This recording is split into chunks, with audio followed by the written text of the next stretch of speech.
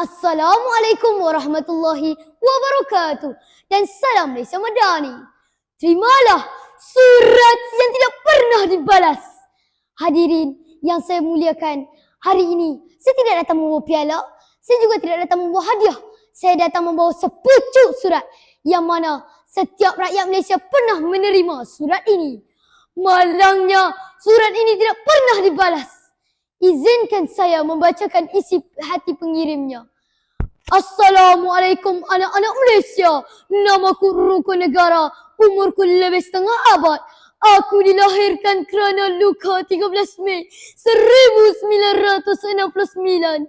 Semakin hari, semakin sedikit yang benar-benar mengenali aku.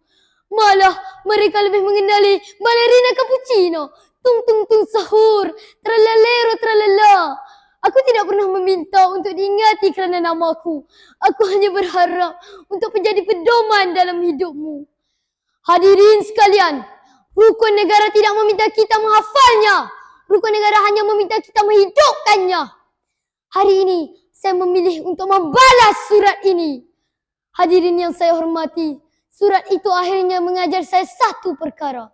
Setiap kali kita diberi pilihan, pilihlah jalan yang benar. Bukankah Papa Zola pernah berkata, kebenaran tak boleh disembunyikan. Selaras prinsip kepercayaan kepada Tuhan. Kerana apa yang menggetarkan jiwa, dapatan kajian global memperlihatkan bahawa lebih 60% maklumat yang beredar di alam maya adalah tak tepat atau meragukan. Hari ini, bukti di tangan kananmu, fitnah di tangan kirimu. Aku tak tahu mana yang akan kau berikan padaku. Kerana orang yang benar-benar percaya kepada Tuhan tetap memilih kebenaran. Walaupun seluruh warganet memilih sebaliknya. Lalu pada helai yang pertama surat ini, saya membalas. Wahai Rukun Negara, aku memilih untuk tetap teguh membawa kebenaran berpaksikan Tuhan. Namun surat ini belum berakhir. Masih ada helaian kedua. Helaian Keluhuran Perlembagaan dan Kedaulatan Undang-Undang. Yang tertulis satu pesanan. Jika kamu benar-benar mencintai Malaysia, belajarlah menghormati peraturan yang menjaganya. Jangan dibiarkannya bergoyang-yang-yang. Hadirin, tahun 2024, 58,250 kes jenayah di indeks direkodkan. Bayangkan, setiap angka dalam statistik jenayah itu bukan sekadar nombor. Di sebaliknya ada mangsa, ada keluarga dan ada derayan demi derayan air mata. Jika benar cintakan Malaysia, patuhlah kepada prinsip Rukun Negara. Lalu pada helai yang ketiga surat ini, saya menulis jawapan saya. Wahai Rukun Negara, aku memilih untuk menjadi rakyat yang penuh integriti. Dan apabila iman membimbing hati serta tanggungjawab membentuk diri, maka saya bersedia membuka helaian terakhir. Helaian kesopanan dan kesusilaan.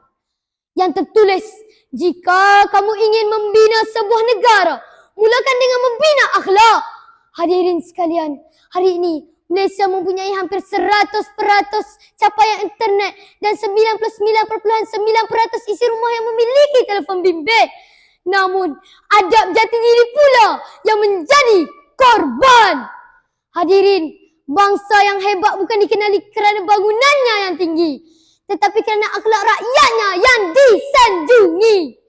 Lalu, pada helaian terakhir surat ini, saya menulis jawapan terakhir. Wahai Rukun Negara, aku mungkin tidak mampu dikenang kerana kekayaanku, tetapi biarlah aku dikenang kerana adabku. Ayolah bersama. Saya anak Malaysia, saya anak Malaysia. Hadirin yang saya hormati, hari ini surat yang sekian lama menunggu jawapan dibiarkan gantung tidak bertali, delulu tiada henti, akhirnya telah dibalas. Hadirin, saya sudah membalas surat ini. Bagaimana pula dengan anda? Sekian dan salam Malaysia Madani.